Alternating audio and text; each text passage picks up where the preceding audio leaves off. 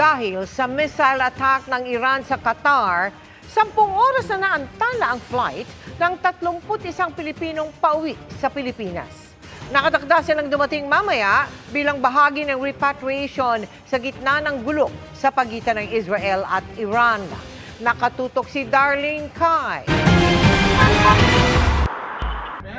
Nagulantang ang mga Pilipino sa Doha kagabi nang mamataan nilang missiles na sunod-sunod na pinakawalan ng Iran sa isang US base sa Qatar. Ang damay! Kuha ito ni J. Carlo Abrio na naka-duty noon bilang delivery rider sa Doha. Misulang fireworks display daw kung titignan mula sa malayo. Pero sa personal, ramdam na ramdam daw ng asawa niyang si Christine ang matinding takot. Yung amo ko, yung madam, biglang bumaba. Sabi magtago nga kami sa basement.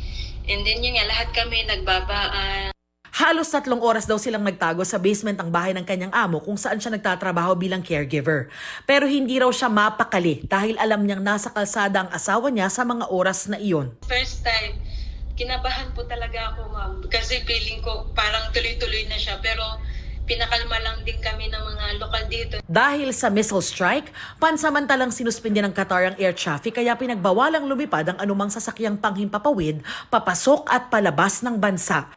Kabilang sa mga naapektuhan ng unang batch ng OFWs na nirepatriate dahil sa kaguluhan sa Iran at Israel. Na-delay ng mahigit 10 oras ang flight ng 31 OFW sa sinundo ni Department of Migrant Workers Secretary Hans Kakdak.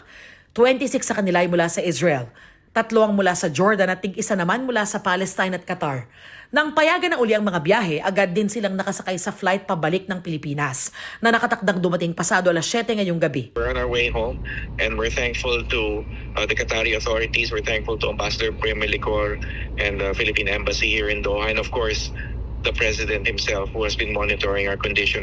Naghahanap na raw ang gobyerno ng ibang posibleng ruta na ligtas at hindi maaantala ang biyahe ng mga susunod na batch ng nagpapa-repatriate na OFWs na nasa higit 300 ngayon. At this point, we are currently also considering or studying that availing of a chartered flight. Alam ko yung iba sa inyo, alam yung ating naging chartered flight going to Lebanon. We have to consider restrictions in airspace, host country permits, and other measures para sa ma-ensure yung safety ng ating mga kababayan.